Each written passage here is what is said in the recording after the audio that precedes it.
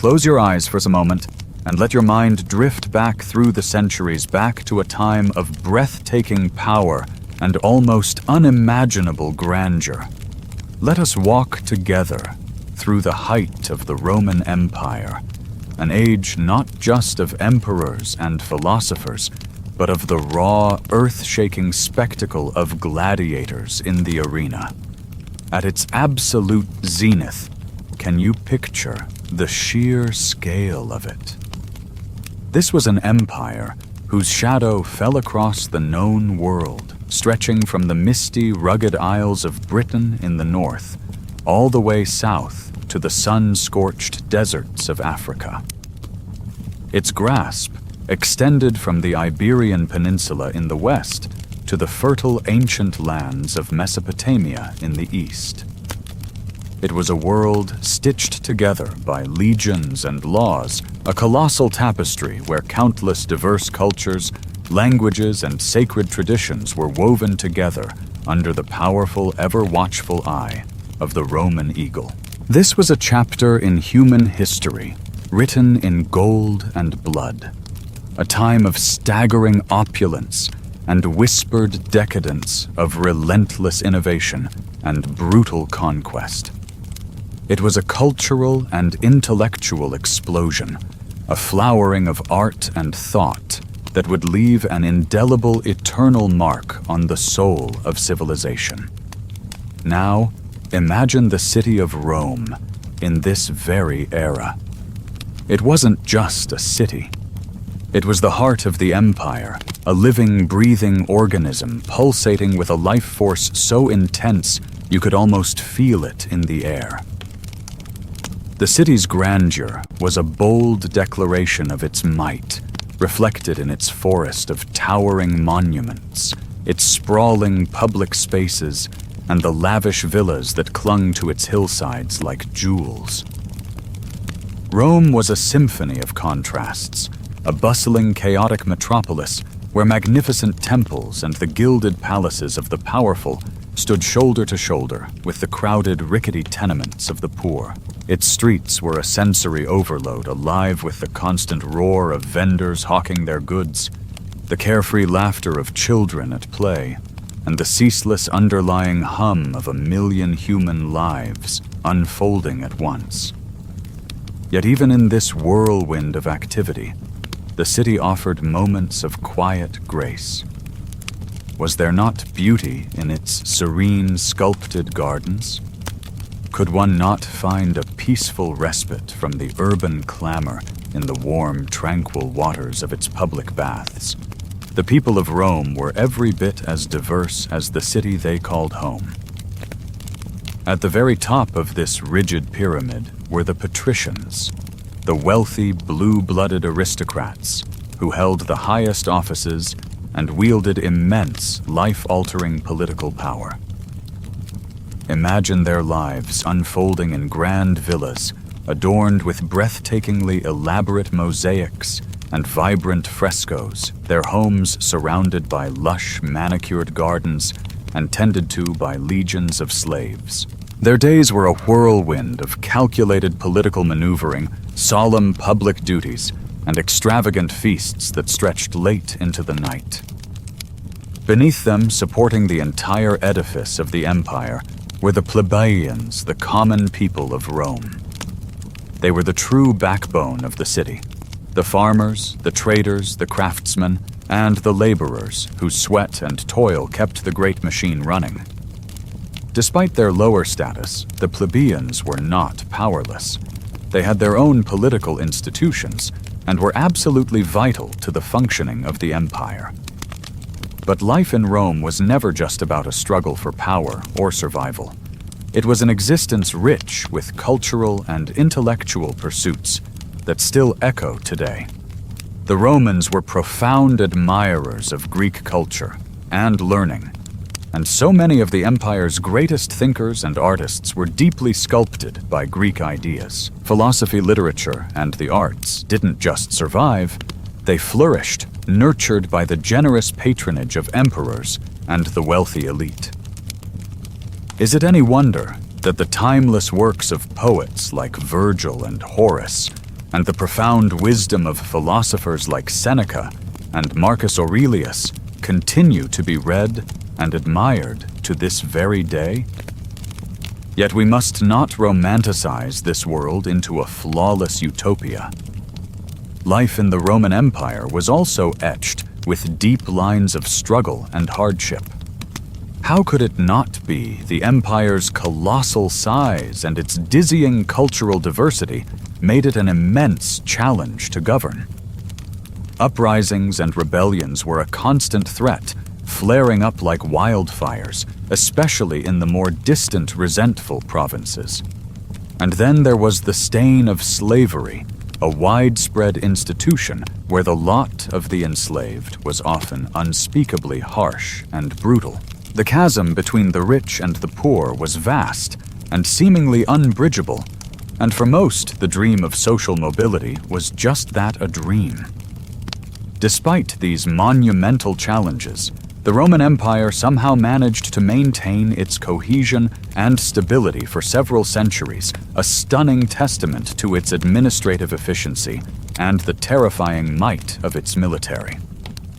But beyond survival, there was celebration. The Romans were a people who understood the power of enjoyment, known for their deep love of games and heart-pounding spectacles. The Colosseum, the largest and most famous amphitheater in the entire empire, was the hallowed ground for thrilling, bloody gladiatorial contests and savage wild beast hunts. The Circus Maximus, a massive, sprawling stadium, hosted exhilarating chariot races that could draw the frenzied cheers of tens of thousands of spectators. These grand spectacles, often sponsored by emperors and wealthy citizens, were not just simple entertainment. Weren't they also brilliant, powerful tools for maintaining social order, a way to distract the masses and promote the core values of what it meant to be Roman religion? Was another thread woven deeply into the fabric of daily life. The Romans practiced a polytheistic faith, worshipping a vast pantheon of gods and goddesses, each governing a different aspect of existence. They held a profound belief in the divine origin of their city and their empire, performing elaborate rituals and sacrifices, a practice known as pietas, to ensure the continued favor of the gods. Over time, this faith became a sponge, absorbing elements from the various cultures under its rule, leading to a rich, complex, and incredibly diverse religious landscape. The architectural marvels of Rome, such as the grand edifices of the Colosseum and the Pantheon that punctuated the city's skyline, remain a testament to Rome's unparalleled engineering prowess, and they continue to captivate our modern imaginations. For the common Roman, however, home was not a palace, but an insula or apartment building. These structures were often built cheaply and were dangerously prone to fires and collapses. Yet this was the everyday reality for the majority of Romans. Only the wealthy could afford a private home, or domus, a luxurious residence with rooms arranged around a central courtyard, often adorned with intricate mosaics and vibrant frescoes that told stories of gods and heroes. Within Roman society, the family was the fundamental unit, the bedrock of the state. The pater familias, the father of the family, held an almost absolute power, known as patria potestas, over his kin, a power that extended over his wife, children, and slaves, binding them into a single economic and legal entity. Yet contrary to many preconceived notions, Roman women often enjoyed a significant degree of freedom compared to their contemporaries in other ancient societies. They could own and inherit property, engage in business, and even had the right to divorce. The Romans were truly renowned for their stunning advancements in engineering and public health. They forged an intricate network of roads and bridges that seemed to conquer geography itself, expediting trade and military movement across their vast domain. Their aqueducts, marvels of ingenuity, masterfully transported fresh water from distant sources into the hearts of cities and towns. Can you imagine the impact?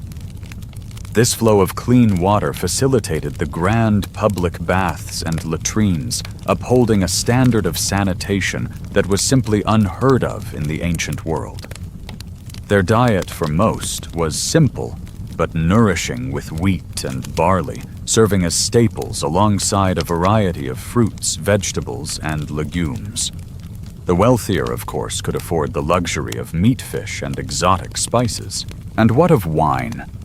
It was the lifeblood of social occasions, consumed at all meals, a constant companion to conversation and debate. Education was deeply valued. Wealthy Romans often hired private tutors for their children, while the less affluent might send their children to public schools where the curriculum was rigorous, focusing on reading, writing, arithmetic, and the cultivation of strong moral conduct. At the heart of every Roman city lay the Forum, a great public square that served as the central hub for all political, economic, and social activity.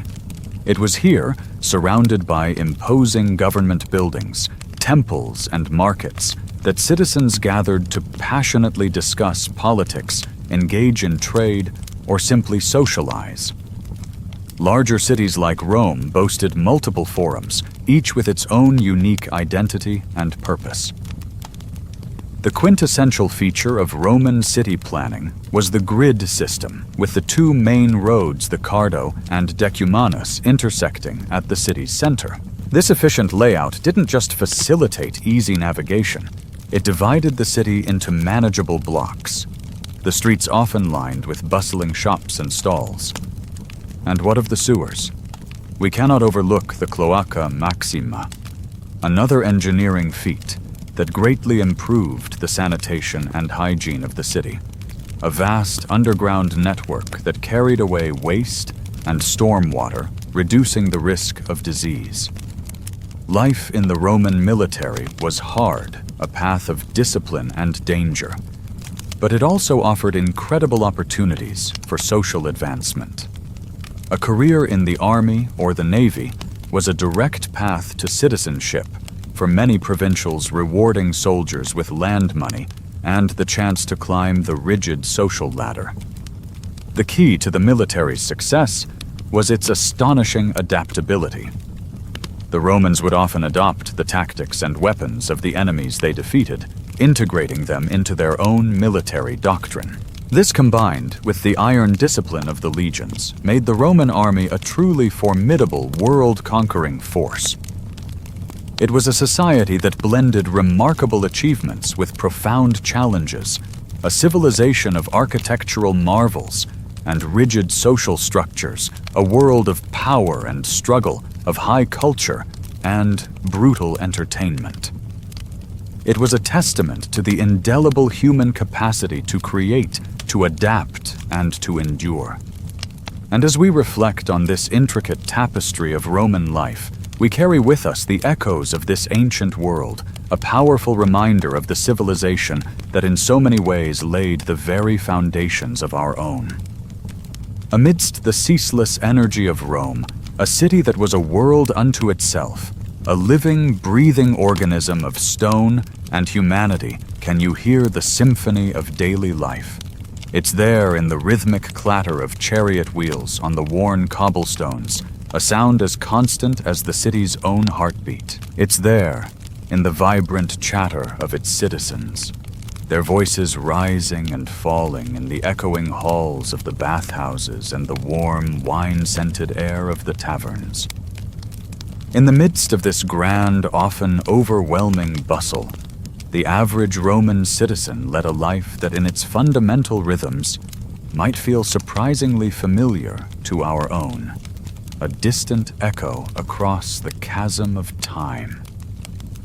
Imagine the city stirring at dawn, the first pale fingers of light touching the tops of the 7 hills. A typical Roman would awaken with the sun their day beginning, not with the jarring alarm of a modern device, but with the gentle growing light of a new day. Their breakfast was a simple, humble affair. Perhaps a piece of hearty bread, a chunk of salty cheese, and a handful of olives or dried fruit to ward off the morning's chill. This light meal was then washed down with a cup of posca, a sour wine diluted with water, a common thirst-quenching drink for everyone from the legionary on the frontier to the craftsman in his city workshop. After this modest start, they would venture out to face their day's work. What did it mean to work in the heart of the world's greatest empire? For many, it meant engaging in the vibrant, chaotic world of commerce, their lives a constant negotiation of goods and currency in the bustling markets. Others were the skilled hands that built and maintained the city's splendor, the craftsmen whose meticulous work we still admire in museums today. And of course, there were the soldiers, the grim-faced legionaries, who were the very sinew of the empire's power. The farmers whose labor in the fields surrounding the city fed its ever-hungry populace. And the slaves, the silent, omnipresent workforce upon whose backs so much of this grandeur was built. Lunch was not a leisurely pause, but a quick, practical necessity. A brief meal often eaten on the go, perhaps a piece of flatbread, or a handful of nuts purchased from a street vendor consumed without breaking the stride of the day. It was dinner, the cena, that marked the true end of labor and the beginning of reprieve. This was a more elaborate, cherished affair, a time to gather with family and friends to share not just food, but the stories and struggles of the day, a ritual of connection that bound people together as the oil lamps were lit against the falling darkness. Yet let us not be so swept away by the grandeur of the city, by the sheer spectacle of the empire, that we forget the harsh realities of this existence. For the average Roman citizen life was far from easy.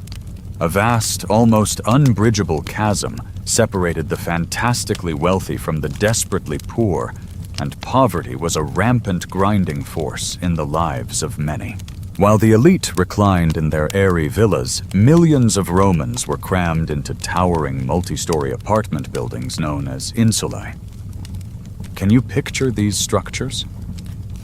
They were often rickety, shoddily constructed, and profoundly unsafe, rising story upon precarious story into the sky. They were dark, unsanitary, and lacked the basic amenities we take for granted. The ever-present threat of fire was a constant, terrifying companion in these densely packed wooden buildings, a single stray spark capable of consuming an entire city block in a terrifying inferno. It's no wonder that the Roman fire brigade, the vigiles, was such a vital and respected part of the city's infrastructure, a beacon of order against the constant threat of chaos and destruction. And yet what is perhaps most astonishing is that despite these immense challenges, despite the poverty and the peril, Roman society was remarkably, breathtakingly resilient and adaptive. There was a spirit of ingenuity, a relentless drive to innovate that permeated their world. The Romans were at their core brilliant problem solvers, and they developed countless technologies that we in our modern world still take for granted. Consider their complex, elegant system of aqueducts, those monumental arches striding across the landscape, engineering marvels that brought a steady supply of fresh, clean water into the heart of the city, feeding the baths, the fountains, and the homes of the wealthy. Think of their incredible network of roads and bridges, masterfully engineered arteries of stone that connected the far-flung, disparate corners of the empire, allowing for the swift movement of legions, goods, and ideas. This was a civilization that gifted itself public baths of staggering scale and beauty gymnasiums for the cultivation of the body and public libraries for the expansion of the mind. They were a people who deeply valued education and the arts, who understood that an empire is built not just on military might, but on the strength of its culture. In the realm of culture, the Romans were passionate enthusiasts, their hearts and minds open to a world of expression. The theater was an integral part of Roman society, a beloved institution that was both a forum for dazzling entertainment and a platform for vital social interaction. Imagine sitting in one of their grand open-air theaters constructions that could seat thousands of spectators, often located right in the heart of the city, adding a vibrant creative pulse to the urban landscape. The performances were wonderfully diverse, ranging from the high-minded tragedies that explored the depths of the human condition to the bawdy slapstick comedies that left audiences roaring with laughter, and the silent expressive art of pantomimes and mimes. These performances were not mere amusement. They were a mirror held up to society, a space for social commentary that often reflected, sometimes subversively, the pressing political and social issues of the time. Alongside the intellectual and the artistic, however, there was a darker, more visceral form of amusement, the gladiatorial games. These were brutal, bloody affairs, where trained fighters, often slaves or condemned criminals, fought to the death in the sand of the arena. Despite their shocking violence, or perhaps because of it, the games were phenomenally popular, drawing colossal crowds of spectators from every social class, from the emperor himself down to the humblest plebeian. What did it mean to watch such a spectacle?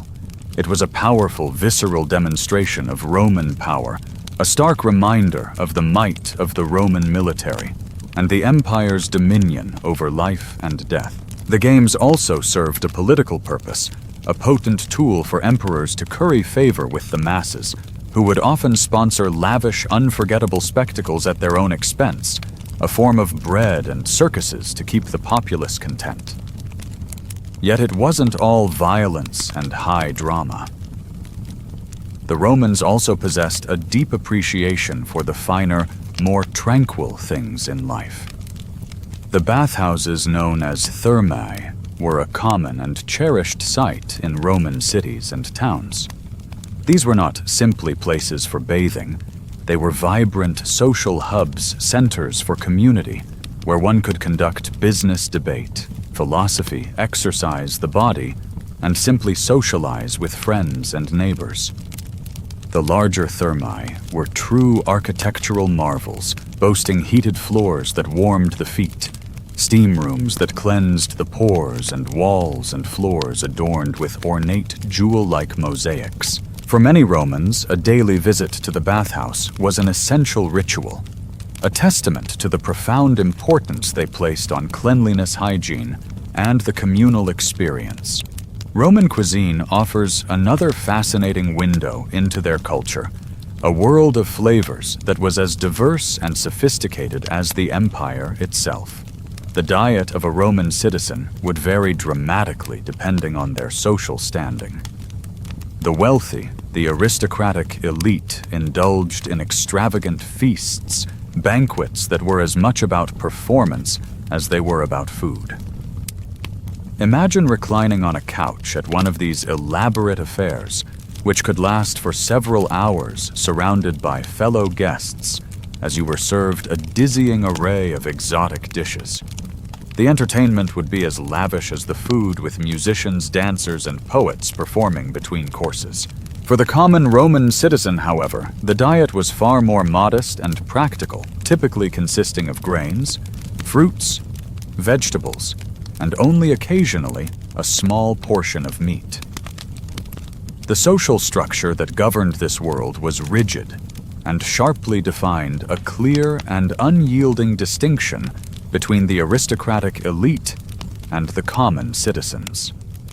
At the absolute pinnacle of this hierarchy were the emperors and the senatorial class, the old, powerful families who controlled the levers of state. They were followed by the equestrians, a wealthy class of businessmen and financiers, And then the vast sea of the plebeians, the ordinary free citizens. At the very bottom, considered property rather than people, were the slaves. Despite the starkness of these social divisions, was there any hope for advancement? To a degree, yes. A sliver of social mobility did exist. Through exceptional service in the military, through remarkable financial success in trade, or through shrewd political ambition, it was possible for individuals to rise through the ranks. This relative, if limited social mobility, along with the coveted promise of Roman citizenship, made the empire an attractive and powerful prospect for many people living outside its borders. Education was another cornerstone of Roman society, a value held in high esteem. Children from wealthy families were often tutored at home, their minds shaped by a curriculum that included literature, history, philosophy, and rhetoric. The less privileged, however, often received a more basic education, if they received any formal schooling at all. Regardless of social class, education was seen as essential for preparing young Romans for their future roles as citizens, and for some, as leaders of the empire. Religion, too, played a crucial and inescapable role, its tendrils reaching into every aspect of Roman society. An extensive pantheon of gods and goddesses was worshipped by the populace, their divine influence sought in all matters of life. Temples dedicated to these deities were prominent features of the landscape, acting as centers for solemn religious ceremonies and joyous festivals. The Roman calendar itself was intricately woven with religious observances, demonstrating the profound importance of faith in the rhythm of daily life. This was a society that was at once both strangely familiar and deeply alien to us. Their customs, their traditions, their daily routines all offer a mesmerizing glimpse into a civilization that, despite its eventual spectacular decline, has left an enduring and profound legacy on our world. As we shift our focus from the clamor of the public streets and the grandeur of the public spaces, let us now step across the threshold into the more intimate settings of Roman homes. The home, or domus, was a critical foundational part of Roman society, and it offers us a fascinating personal glimpse into the daily life of the period. Of course, Roman homes varied immensely depending on the wealth and status of their owners. The rich, as we've seen, lived in spacious, opulent houses, their walls and floors a canvas for intricate mosaics and vibrant frescoes. The domus, the traditional home of the wealthy Roman, was a marvel of architectural design, a space crafted for both private life and public display. A typical domus consisted of several rooms, including a formal dining room, the triclinium, where guests would recline for those famous banquets, several bedrooms or cubicula, a functional kitchen, and a study or office, the tablinum, where the master of the house would conduct his business. At the very heart of the domus was the atrium, that large open central space with an opening in the roof, the compluvium, which allowed rainwater to collect in a shallow pool below called the impluvium. Can you imagine the beauty of this design?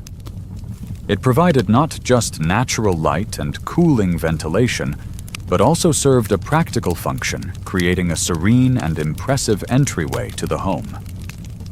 The walls of these homes were living galleries, often adorned with those intricate frescoes, depicting dramatic scenes from mythology, idyllic landscapes, or lively snapshots of daily life. The floors themselves were works of art covered in mosaics, painstakingly crafted from thousands of tiny colored tiles, their themes ranging from simple, elegant geometric patterns to complex, breathtaking scenes from mythology, history, or the natural world.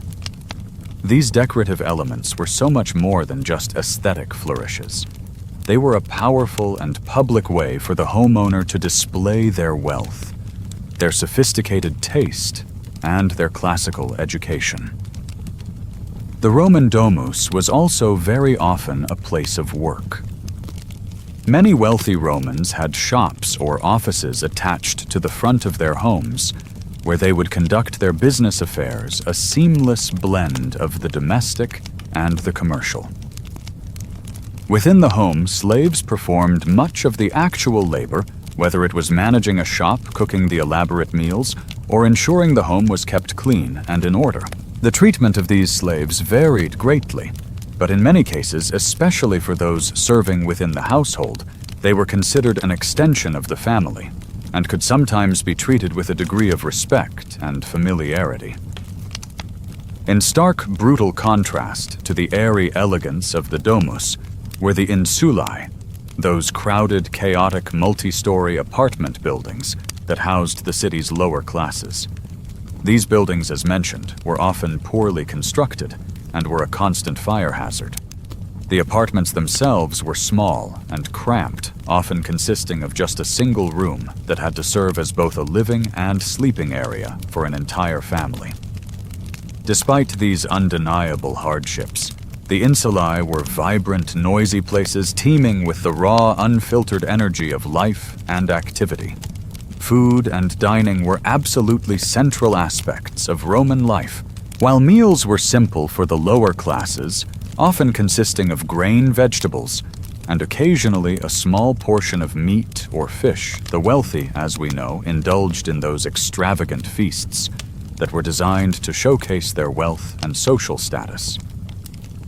A typical banquet might include an astonishing range of dishes from fresh oysters to roasted peacock, accompanied by the finest wines, and followed by entertainment such as music dancing or poetry readings. Education in this society was structured and valued. Children were typically taught at home by their parents or by private tutors until around the age of 7, at which point they might begin their formal schooling. Boys and girls were often educated separately, with boys learning reading, writing, arithmetic, and most importantly rhetoric, the art of public speaking, while girls were generally taught spinning, weaving, and other domestic skills necessary to run a household. Religion permeated every single aspect of Roman life, from the grand public rituals performed in the temples and at the public games to the quiet private ceremonies conducted within the home. Each home had its own small shrine, a lararium, where the household gods, the lares, were worshipped daily. These guardian spirits were believed to protect the home and all of its inhabitants, a comforting personal connection to the divine in the midst of a sprawling, often impersonal city. Now, let us turn our attention towards the very engine of this world, the political structure and the military that formed the unshakable backbone of this historical powerhouse. At the heart of the Roman political system, at least in theory, was the Senate, a powerful advisory council made up of Rome's most prestigious and wealthy citizens. The Senate held enormous influence over the Roman state and was composed of lifelong members, usually former magistrates. It was not only a political body, but also a deeply entrenched social institution, a sort of exclusive gentlemen's club where the elite could gather to debate the great matters of state and society. The Senate's primary role was to advise the magistrates and the people, but its decisions, known as senatus consulta, held significant, almost legally binding weight. During the period of the empire, Rome was in reality an autocracy, with the emperor holding supreme ultimate power. However, maintaining the carefully constructed illusion of the old republic was politically crucial. Emperors often went to great lengths to secure the Senate's approval for their actions. The emperor would propose legislation, which the Senate would then dutifully approve. In truth, the Senate had no real power to oppose a determined emperor, but their formal endorsement lent the emperor's decisions an essential aura of legitimacy and tradition. Of course, the emperor could not rule this vast empire alone. The imperial court was a complex, dizzying web of officials, advisors, and ambitious family members. The emperor's household, the Domus Augusta, was the true administrative hub of the empire. Here, the emperor was surrounded by a multitude of advisors, powerful freedmen, slaves, and family members who helped him govern. The court was a hotbed of intrigue and conspiracy, a dangerous world of shifting allegiances with factions constantly vying for the emperor's favor and influence. The Roman Empire was not just a political entity. It was at its core a massive and ruthlessly efficient military machine. The Romans created a professional standing army, the first of its kind in history, a force that was the envy and terror of the ancient world. The backbone of this army was the legion's formidable units of about 5,000 heavily armed men each, which were further subdivided into centuries of around 80 men. The legions were not just fighting forces. They were also mobile engineering corps responsible for building those incredible roads, bridges, and fortifications across the entire expanse of the empire.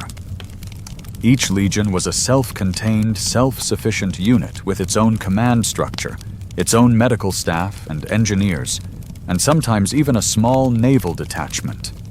The soldiers were superbly trained and fiercely disciplined with a strict hierarchy and an unyielding code of conduct that valued courage and obedience above all else. These legions didn't just fight wars. They also served as a vital police force, maintaining law and order in the provinces and suppressing any signs of rebellion. The Roman Navy also played a crucial, if less celebrated, role in the empire's expansion and stability. It was responsible for protecting the vital sea routes that were the arteries of trade and communication, ensuring the flow of grain and goods that kept the empire alive.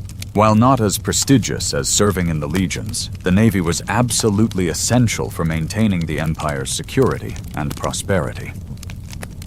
This society, this world of stark contrasts, was deeply hierarchical, but what defined a man's worth?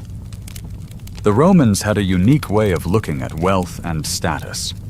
Unlike many societies, they did not necessarily equate wealth with virtue. Instead, they valued a concept they called dignitas, which can be loosely translated as a combination of dignity, prestige, and reputation. This was a measure of a person's influence and their standing in the eyes of their peers and the public. A person could increase their dignitas through brave military service, by holding public office, or by sponsoring public works and games for the benefit of the people. It was this constant competitive pursuit of dignitas that fueled much of the ambition and achievement of the Roman elite. Life during this era was a rich, complex tapestry, a world where the mundane and the extraordinary were inextricably intertwined, where grandeur and squalor existed side by side. It was a civilization that celebrated both the philosophical musings of an emperor and the brutal final combat of a gladiator. It was a society marked by a profound sense of civic pride, a deep respect for tradition and the gods, and a relentless driving ambition that pushed its boundaries ever outward. The echoes of this incredible civilization, its laws, its language, its architecture, and its ideas still resonate powerfully within our own, a timeless reminder of the heights of human achievement and the enduring complexities of power and society. Let us now venture deeper past the grand monuments and the clamor of the public square into the very soul of Roman society, to understand the intricate, often invisible structures that governed every aspect of life during the empire's glorious peak. To truly grasp the world of Rome, you must first understand that it was a civilization built upon a rigid, unyielding social hierarchy, a great pyramid of power and privilege that was as solid and imposing as the Colosseum itself. This was not a society of equals. It was a world where your destiny was more often than not sealed the very moment you were born. At the shimmering apex of this grand echelon stood the patricians, the aristocrats, the blue-blooded ruling class who held the vast majority of political power in their manicured hands. Who were these men who seemed to walk with the gods themselves? They were the proud descendants of the original senators of Rome, families whose lineages were said to stretch back to the city's mythological founding by Romulus himself. Whether this was literal truth or carefully constructed propaganda hardly mattered. It was a belief that wrapped them in an aura of divine right and ancient authority. Patrician families enjoyed privileges that a common person could scarcely dream of, including the exclusive, almost sacred right to hold certain high offices of the state, such as the coveted positions of consul and censor. Their immense wealth did not flow from the grubby world of commerce, but from the land itself, from vast agricultural estates known as latifundia that sprawled across Italy, and the provinces their fields tilled by the ceaseless labor of thousands of slaves and tenant farmers. Imagine a patrician senator, a man like Lucius Cornelius waking in his opulent domus on the Palatine Hill, the scent of jasmine from his gardens drifting through the open atrium. His day would not begin with toil, but with ritual, the morning salutatio. As the sun cast its first golden rays over the city, a crowd of his clients would already be gathered outside his gates, a diverse collection of lower-class citizens, aspiring poets, struggling businessmen, and even freedmen, all bound to him in a complex web of mutual obligation. They came to pay their respects, to offer their services, and in return to receive the sportula a small gift of food, or more likely a few coins, a tangible symbol of his patronage and their dependence. This daily ceremony was the lifeblood of Roman politics and social life, a constant reinforcement of the power dynamic. After dismissing his clients, our senator's day would unfold in the corridors of power. He would be carried in a litter by his slaves down to the Roman Forum, the heart of the city, to the Curia Hostilia, the Senate House. Picture the scene inside 300 of the most powerful men in the world, draped in the traditional white toga, with its broad purple stripe, the latus clavus debating matters of war and peace, the grain supply from Egypt, or the latest reports of unrest from the German frontier. The air would be thick with the weight of history, with whispered conspiracies, with passionate oratory, and shrewd, calculated political maneuvering. In the afternoon, he might oversee the accounts of his vast estates, his wealth managed by a trusted Greek slave who was more educated than most freeborn Romans.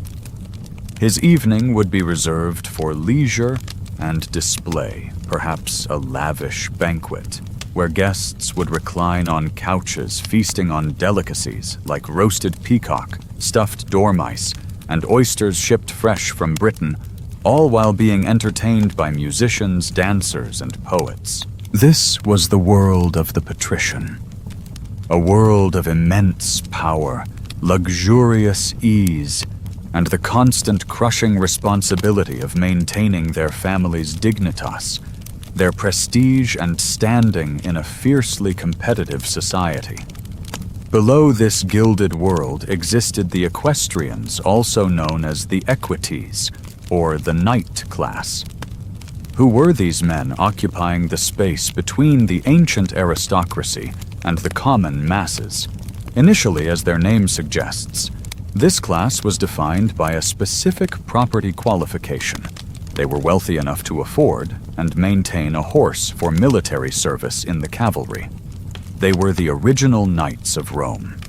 However, as the empire grew and its needs changed, the role of the equites evolved dramatically. They transformed into a dynamic, powerful, and often fabulously wealthy business class. While patricians might look down on direct involvement in trade as unseemly, the equestrians embraced it. They were the public contractors, the publicani, who bid on massive state projects like building roads and aqueducts. They were the tax collectors, in the provinces a notoriously lucrative and often corrupt enterprise. They were the bankers, the shippers, the merchants who controlled the flow of goods across the Mediterranean. Their economic power became so immense that it inevitably translated into substantial political influence. An equestrian might not have the formal right to a seat in the Senate, but a wealthy equestrian could influence senators, fund political campaigns, and wield power from the shadows. They were the new money of Rome, often more practical and forward-thinking than the tradition-bound patricians, and they formed a vital, energetic middle tier in the social structure, their ambition a constant engine for the empire's economic growth.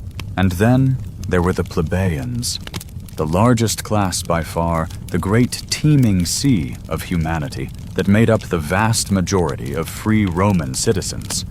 They were the artisans in their workshops, the merchants in their small market stalls, the farmers tilling their modest plots of land, and the laborers whose raw muscle power built the city's monuments. The plebeians were the true backbone of the Roman economy and the Roman army.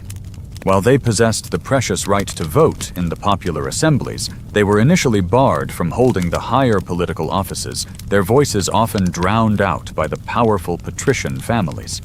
But the plebeians were not a passive, silent majority. Their history is one of struggle of collective action and protest that fundamentally reshaped the Roman Republic. Imagine the tension of the conflict of the orders. A prolonged political struggle where the plebeians, pushed to their limits by debt and political powerlessness, would periodically secede from the city, effectively going on a general strike, refusing to work or serve in the army until their demands were met. It was through these dramatic, courageous acts that they gradually won incredible political concessions. Chief among these was the establishment of the tribunes of the plebs, officials elected by the plebeians themselves, who held the extraordinary power of the veto, the ability to block any act of the Senate or a magistrate that they deemed harmful to the common people. Eventually, they won the right for a plebeian to hold the consulship itself, breaking the patrician monopoly on the highest office of the state. Life for a plebeian was a world away from the luxury of the Palatine Hill. Imagine a family living in a cramped apartment, a cenaculum on the fourth floor of a rickety insula in the crowded Subura district. The smell of cooking fires, damp wood, and unwashed bodies would hang heavy in the air. The noise from the street below, the shouting of vendors, the rumbling of carts, the arguments of neighbors would be a constant, inescapable soundtrack. The father might be a baker rising before dawn to work at a commercial bakery, his hands and arms perpetually dusted with flour, his wages barely enough to feed his family. The mother would manage the household, haggling for vegetables at the local market, mending clothes, and raising the children in a space that was both living room, kitchen, and bedroom. Their diet would be simple bread, porridge, beans, and perhaps on a special occasion, a small piece of pork or some cheap fish. Yet, despite the hardship, their lives were not devoid of joy or community. The plebeian had access to the same grand public baths as the senator, a place to feel clean and human. He could stand in the Colosseum, his voice joining the deafening roar of the crowd as he watched the gladiators, feeling a surge of Roman pride. He was a citizen, a part of the magnificent, chaotic whole, and this identity gave his life meaning and dignity.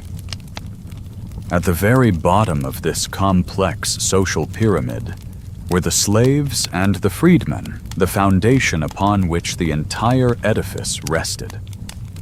Slavery was an integral, unquestioned part of Roman society, its reach extending into every corner of life.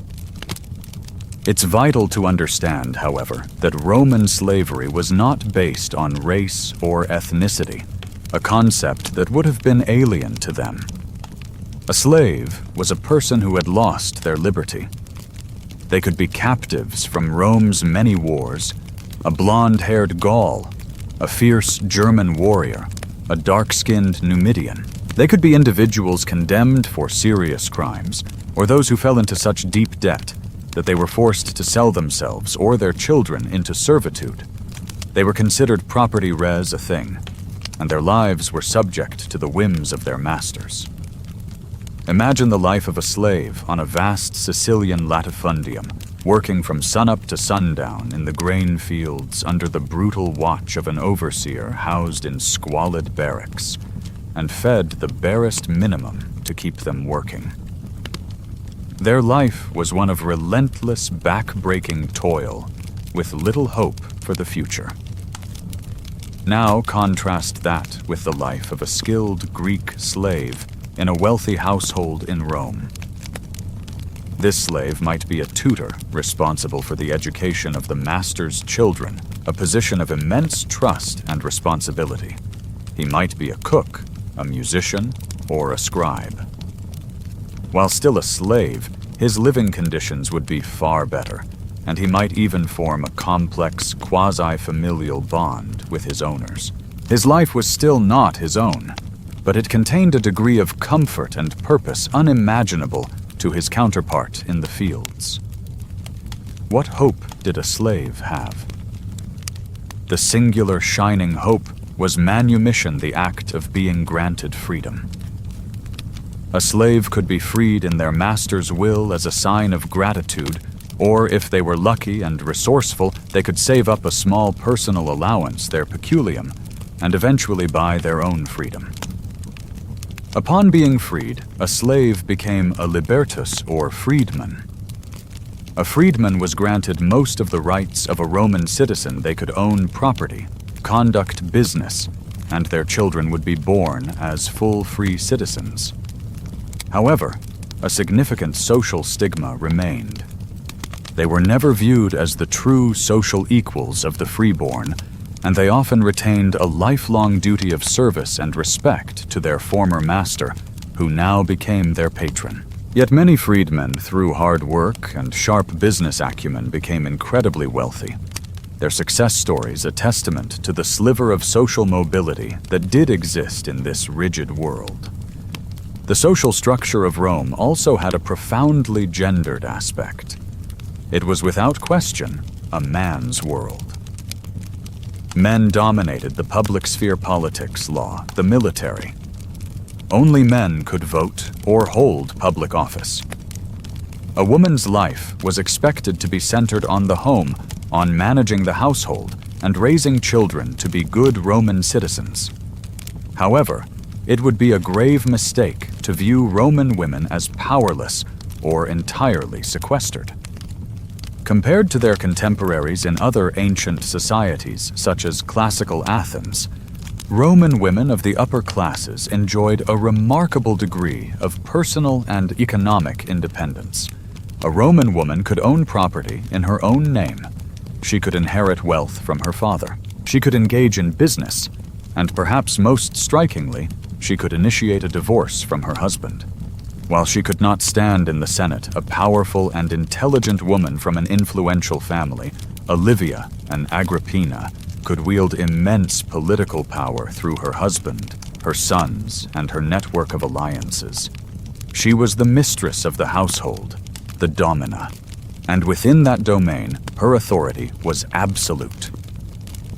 This entire complex society was constantly being reshaped and enriched by its own success. The relentless expansion of the empire brought a multitude of new cultures, languages, and religions into the Roman world, creating a vibrant, dynamic multiculturalism. This cultural diversity was evident in every aspect of Roman life. Walk through the markets of Rome, and you would hear not just Latin, but Greek, Aramaic, Celtic, and Germanic languages. The cuisine was enriched with spices from the East, grains from Egypt, and fruits from Syria.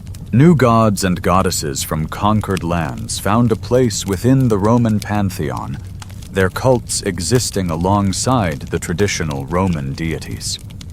The art and architecture of the provinces brought new styles and motifs back to the capital, creating a rich artistic fusion. Rome at its peak was not a monolithic culture, but a dazzling cosmopolitan mosaic, its identity constantly evolving as it absorbed the peoples and traditions of the world it had conquered.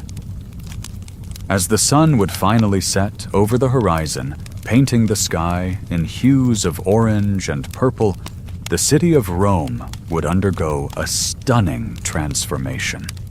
The official business of the day would cease, but the life of the city was far from over. It would transform into a vibrant, often dangerous nocturnal metropolis. The street vendors would close their stalls. The laborers would trudge home from the fields and workshops, and the city's many taverns or popinae and bathhouses would begin to light up their warm, inviting glow, casting long, flickering shadows on the cobbled streets. Let's imagine stepping into one of the most magnificent of these establishments, the Grand Baths of Caracalla, constructed in the 3rd century AD. This was not merely a place to bathe and socialize. It was a colossal, multifunctional leisure center, a palace for the people. As a patron, your journey would begin in the Apoditerium, a vast changing room lined with wooden lockers or niches where you would leave your clothes. The air would be filled with the sounds of echoing voices and the shuffling of feet. From there, you would proceed to the Tepidarium, a large vaulted room of moderate temperature, its air warm and humid. This was a place to acclimatize, to begin the process of sweating out the impurities of the day, a space for quiet conversation with friends. Then you would move on to the Caldarium, the hot bath. The heat here would be intense, the air thick with steam rising from the large heated pool. Here you could soak in the hot water. Have a slave scrape your skin clean with a curved metal tool called a strigil, and feel the day's tension melt away from your muscles. The final step in this invigorating ritual was a plunge into the Frigidarium, a large unheated pool of cold water designed to close the pores and leave you feeling refreshed and energized.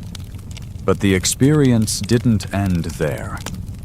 The Baths of Caracalla, like other great imperial baths, also housed libraries, stocked with Greek and Latin scrolls, beautiful gardens for strolling and contemplation, and even a palaestra, an open-air gymnasium where men could exercise, wrestle, or play ball games.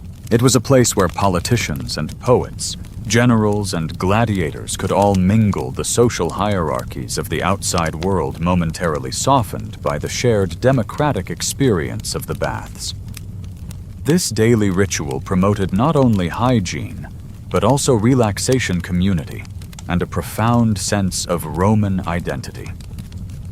After a visit to the bathhouse, an upper-class Roman might attend a banquet, another cornerstone of elite social life. These events were often breathtakingly extravagant affairs. Guests would not sit at a table, but would recline on 3 large couches arranged in a U-shape in the triclinium. The wealthier the host, the more lavish and exotic the banquet. Professional entertainers, musicians playing the lyre and flute, poets reciting epic verses, even acrobats and dancers would perform for the guests. The food itself was a spectacle, course after course of delicacies, designed to impress and delight. But we must always remember that this life of leisure and luxury was built on a foundation of inequality and brutality. While the wealthy enjoyed the comforts of their villas, and the spectacle of their banquets, the poor, as we have seen, lived in those squalid, dangerous insulae, often lacking basic amenities like running water or sanitation.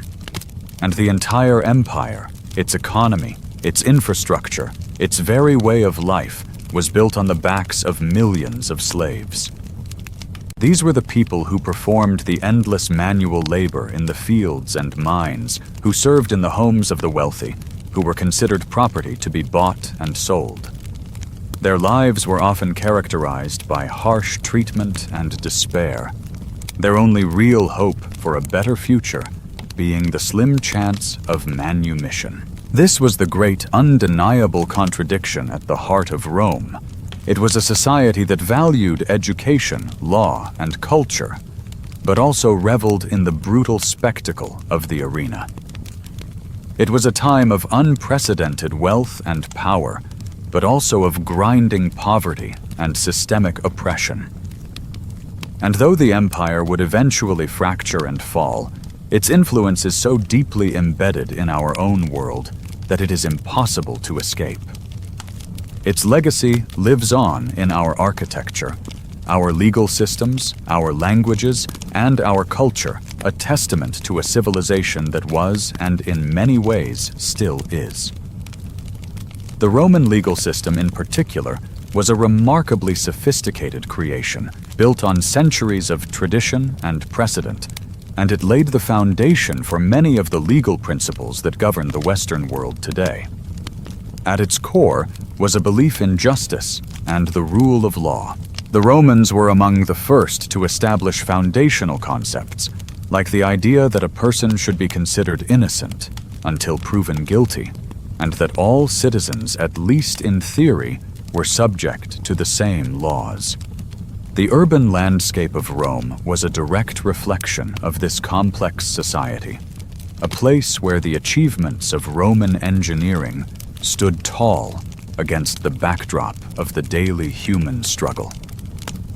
The city was divided into neighborhoods, or vici, each with its own local officials and unique character, a mixture of residences, businesses, and public buildings, all intermingled in a dense, organic urban fabric.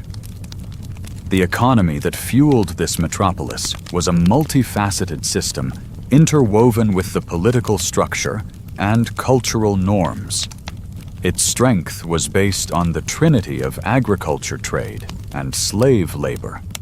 The vast expanse of the empire spanning 3 continents brought with it an incredible variety of trade goods and economic opportunities. The Mediterranean Sea, often justifiably referred to as the Roman Lake, was the chief conduit for this commerce. Imagine standing at the bustling port of Ostia, watching the ships arrive, their hulls laden with grain from Egypt silks and spices from the East, tin from Britain, and wine from Gaul. These goods would then be transported to the city's markets, filling them with a dazzling array of products from every corner of the known world, a tangible testament to the empire's global reach and power. Local craftsmen also played a vital role, producing high-quality pottery textiles and metalwork that were exported across the empire. However, this vibrant economy was not without its problems. Inflation was a recurring issue, often exacerbated by the enormous costs of the empire's constant military campaigns and the resultant debasement of the currency by emperors in need of funds. This complex dynamic and often brutal society crafted a civilization that continues to influence and fascinate us. It was a world of profound contrasts, of magnificent achievements and deep-seated inequalities, a crucible of human experience that forever shaped the course of history.